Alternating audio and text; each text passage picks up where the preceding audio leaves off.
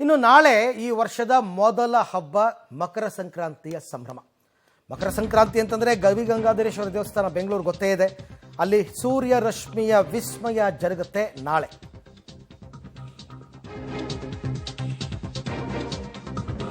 ನಾಳೆ ಗವಿಗಂಗಾಧರೇಶ್ವರ ದೇಗುಲದಲ್ಲಿ ಸೂರ್ಯ ರಶ್ಮಿ ವಿಸ್ಮಯ.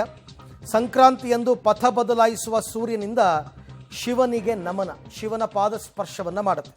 ನಾಳೆ ಸಂಜೆ 5:14 5:17 ನಡೆಯಲಿರುವ ಅಪರೂಪದ ವಿಸ್ಮಯ ಇದು.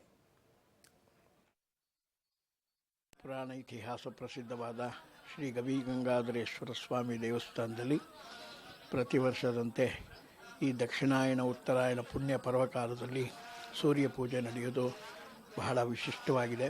ಪ್ರತಿ ವರ್ಷ ಸ್ವಾಮಿಯ ಸೇವೆಗಾಗಿ ಸೂರ್ಯಲೋಕದಿಂದ ಭೂಲೋಕಕ್ಕೆ ಬಂದು ಈ ಪೂಜೆಯನ್ನು ಒಂದು 3 ನಿಮಿಷಗಳ ಕಾಲ ಪಾದಾದಿಕೇಶ ಅಂತ ವಿಶೇಷವಾಗಿ ಪೂಜೆ ನಡೆಸಿ ಸಹಸ್ರಾರು ಭಕ್ತರುಗಳಿಗೆ ಮಾಧ್ಯಮದ ಮುಖಾಂತರ ಲಕ್ಷಾಂತರ ಭಕ್ತಾದಿಗಳಿಗೆ ದರ್ಶನ ಕೊಡೋ ಸೌಭಾಗ್ಯ ಆ ದಿನ ನಡೆಯುತ್ತೆ. ತಾವೆಲ್ಲ ಕೂತು ದರ್ಶನ ಮಾಡಿ ಆ ಪರಮಾತ್ಮನ ಪರಿಪೂರ್ಣ ಕೃಪಾಕಟಾಕ್ಷಕ್ಕೆ ಪಾತ್ರರಾಗಬೇಕು ಅಂತೇಳಿ ತಮ್ಮಲ್ಲಿ ವಿನಂತಿ. ಈ ವರ್ಷ